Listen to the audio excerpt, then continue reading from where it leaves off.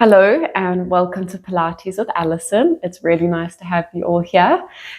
Today we are going to be talking about something that is extremely relevant in Pilates, in exercise, and in our life in general. And that is learning how to activate our core. So our core is a bit of a trigger word. It gets a lot of people talking. We've all heard about it, but we may not necessarily know how to use our core and how to activate it. So step one is understanding what the core is. So we call our core muscles our intra-abdominal canister. So it is made up primarily by four muscles. One, your pelvic floor muscles, which sit at the base of your pelvis. Your pelvis is like a bowl.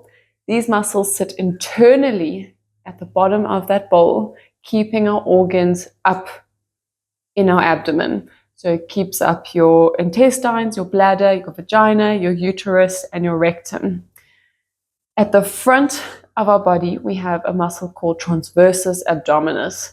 It's a very deep, very broad abdominal muscle. And it's called transversus abdominis because those muscle fibers run horizontally. And at the back, we've got a muscle called multifidus, thin back muscle working alongside our spine. And at the top, we have our diaphragm, which we use exclusively for breathing. When these four muscles come in together and they work together, it creates pressure inside our abdomen, so intra-abdominal pressure, which generates force and power that allows the rest of our body to move and work effectively. So the thing is that these four muscles have to work together to create this intra-abdominal canister and this pressure that allows us to move so nicely. If one of them is not coming in the way that we need them to, our body is very effective in pulling something else into the picture. That's where we see overactivity in our obliques. We see working through our glute muscles. We see bracing through our neck and our shoulders. And while we are still able to do the exercise, we may not be doing it as effectively as we could be. Worst case scenario, we might have pain or dysfunction or other problems coming in from the misuse of our core. The best place to start in learning how to activate your core is your diaphragm, because this is what we use to breathe. We're all alive, so we should know how to use it. So the mistake we commonly make with breathing is that we breathe upwards, up into our chest apically, only using the top portion of our lungs. It looks like this. So I'm not using the full extent of my lungs, and you can see I'm working really hard up into my neck and shoulders to try and help draw that air in. So when we use our diaphragm, you want to try breathe low into your belly and out into your rib cages to the side and to the back. So the idea is that you have swallowed an umbrella. The umbrella sitting inside your chest with the handle sticking out. As you breathe in, the umbrella expands outwards, forwards and back from the base. Now to try and practice this, you want to slump in a little bit, right? So curling in through your spine. You have your hands on your solar plexus, and you're going to try breathe nice and low into your belly.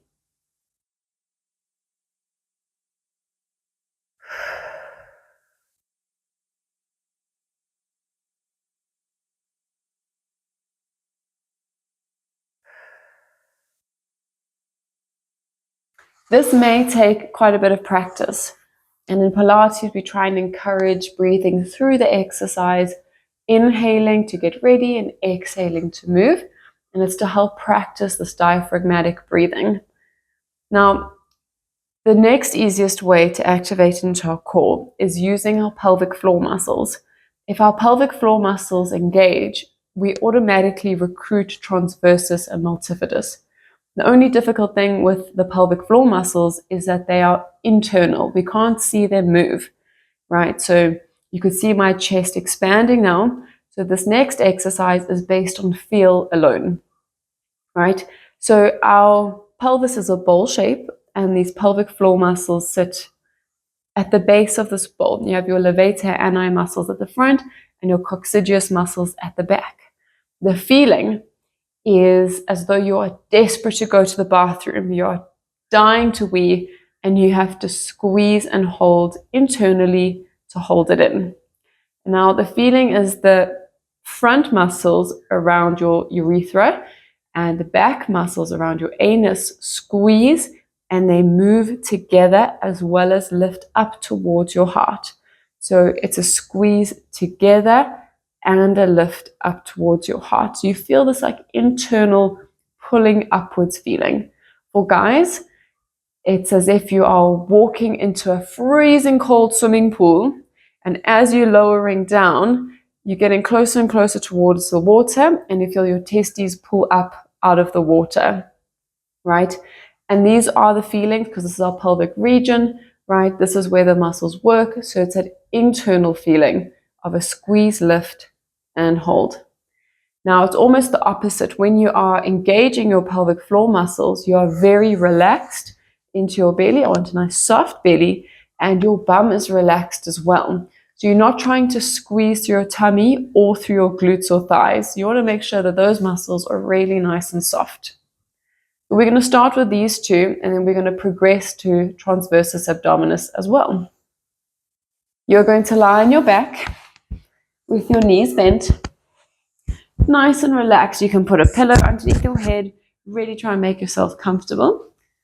And you want to start with a neutral pelvis. So not headlights down, not headlights up, somewhere in between. All right. Your belly is nice and relaxed. Nothing is working. You're going to take one hand onto your solar plexus, or where the angles of your ribs come together. That's it. And one hand on your belly. So step one is just to take a breath in and out. Practicing the diaphragmatic breath in and out. Let's do one more. In and out. Well done. You're going to keep breathing like this, and we're going to slowly start to get pelvic floor lifting as well. So your hand on your belly is to make sure that your obliques and your six-pack abs stay nice and relaxed. You want to just feel that internal squeeze through your pelvic floor muscles. And again, I'm lying on my side here, so you can see that as I engage my pelvic floor muscles, I'm not tucking into a headlights down position. So you really want to try focus on keeping that pelvis in neutral, right? So belly stays nice and soft. You take a diaphragmatic breath in, and you exhale, engage through the pelvic floor muscles. Inhale, breathe, and engage through those pelvic floor muscles. Well done. You're going to try keep those pelvic floor muscles lifted, keeping your pelvis in neutral. You're going to take your hands, find your hip bones, and then move 2 centimeters in and down. Now, as you engage those pelvic floor muscles, you're going to feel a tightening in the transversus abdominis here. So it's around the belt of your shorts. And as you engage, you feel a band of muscles, those horizontal fibers, pulling towards each other and almost moving away from your fingertips. Now that is transversus abdominis working.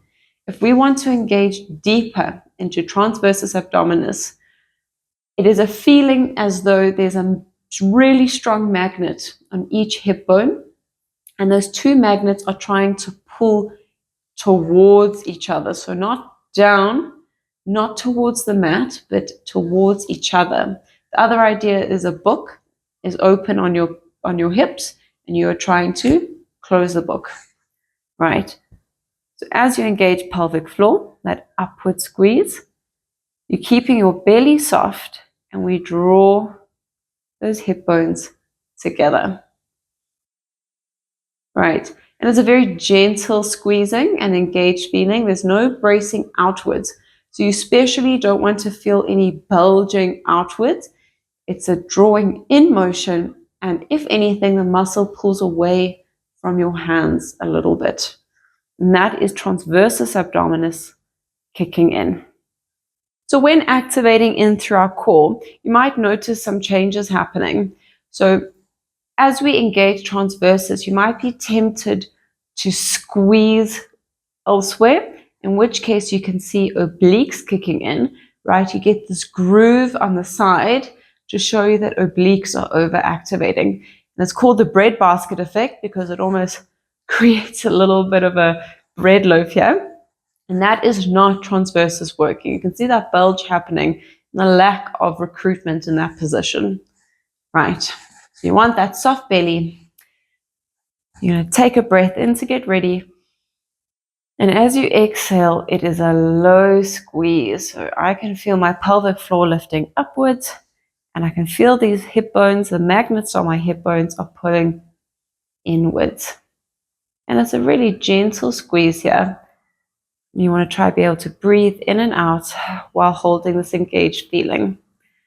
If your belly button looks like it is lifting, that is engaging and lifting upwards, then again you are using more obliques and a little bit of rectus abdominis for this exercise.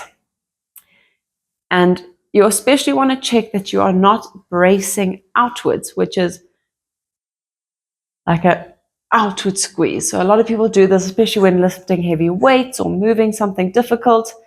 It's a, and you can see it's a bearing down feeling. So everything's really tight here, but it's an outward and a downward pressure. And although it's creating a form of an intra-abdominal pressure, it's pushing down on my pelvic floor, meaning that I'm actually bearing those organs downwards. I'm stretching those pelvic floor muscles, and they are not coming in to support me in that abdominal canister and my core. Good.